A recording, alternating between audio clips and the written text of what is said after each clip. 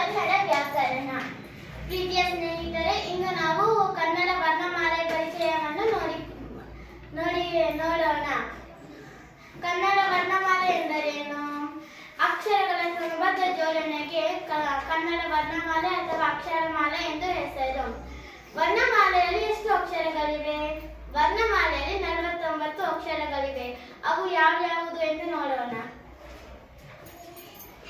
ಅ, ಆ, ಇ, ಈ, ಉ, ಊ, ಋ, ಎ, ಐ, ಒ, ಔ, ಅಂ, ಅಹ, ಕ, ಖ, ಗ, ಘ, ಞ, ಚ, ಛ, ಜ, ಝ, ಞ, ಟ, ಠ, ಡ, ಢ, ಣ, ಥ, ಥ, ದ, ಧ, ನ, ಪ, ಫ, ಬ, ಭ, ಮ, ಯ, ರ, ಲ, ವ, ಶ, ಶ, ಸ, ಹ, ಳ. ವರ್ಣಮಾಲೆಯಲ್ಲಿ 3 ವಿಧಗಳಿದೆ: ಸ್ವರಗಳು, ಯೋಗವಾಹಗಳು, ವ್ಯಂಜನಗಳು. ಸ್ವರಗಳೆಂದರೆ ಏನು? ಸ್ವರಗಳೆಂದರೆ ಸ್ವತಂತ್ರವಾಗಿ ಉಚ್ಚರಿಸಲ್ಪಡುವ ಅಕ್ಷರಗಳೇ ಸ್ವರಾಕ್ಷರಗಳು. ಸ್ವರಾಕ್ಷರಗಳು ಯಾವ್ಯಾವುದು? ಸ್ವರಾಕ್ಷರಗಳಲ್ಲಿ 13 ಅಕ್ಷರಗಳಿವೆ.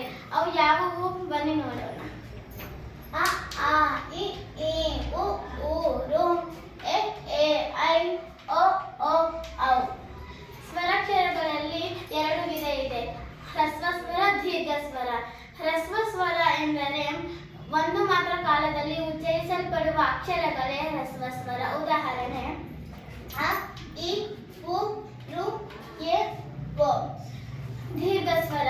ದೀರ್ಘ ಸ್ವರ ಎಂದರೆ 2 ಮಾತ್ರ ಕಾಲದಲ್ಲಿ ಉಚ್ಚರಿಸಲ್ಪಡುವ ಅಕ್ಷರಗಳೇ ದೀರ್ಘ ಸ್ವರ. ಉದಾಹರಣೆ: ಆ, ಇ, ಉ, ಎ, ಐ, ಔ. ಓ, ಔ. ಯೋಗವಾಹಗಳು. ಯೋಗವಾಹಗಳೆಂದರೇನು? ಯೋಗವಾಹಗಳೆಂದರೆ ಯಾವುದಾದರೂ ಸ್ವರಾಕ್ಷರಗಳ ಜೊತೆಗೂಡಿ ಹೋಗುವಂತ ಅಕ್ಷರಗಳೇ ಯೋಗವಾಹಗಳು. ಯೋಗವಾಹಗಳಲ್ಲಿ 2 ಅಕ್ಷರಗಳಿವೆ: ಅಂ, ಅಹಂ. ಅನುಸರ, ವಿಸರ್ಗ. ವ್ಯಂಜನಗಳು. ವ್ಯಂಜನಗಳೆಂದರೇನು? ಸ್ವರದ ಸಹಾಯದಿಂದ ಉಚ್ಚರಿಸಲ್ಪಡುವ ಅಕ್ಷರಗಳೇ ವ್ಯಂಜನಾಕ್ಷರಗಳು. ವ್ಯಂಜನಗಳಲ್ಲಿ 34 ಅಕ್ಷರಗಳಿವೆ. ಅವು ಯಾವ್ಯಾವುದು? ನೋಡೋಣ. ಕ, ಖ, ಗ, ಘ, ಞ, ಚ, ಛ, ಜ, ಝ, ಞ, ಟ, ಠ, ಡ, ಢ, ಣ, ತ, ಥ, ದ, ಧ, ನ, ಪ, ಫ, ಬ, ಭ, ಮ, ಯ, ರ, ಲ, ವ, ಶ, ಶ, ಸ, ಹ, ಳ. ವ್ಯಂಜನಗಳಲ್ಲಿ 2 ವಿಧಗಳು: ವರ್ಗೀಯ ವ್ಯಂಜನ, ಅವರ್ಗೀಯ ವ್ಯಂಜನ.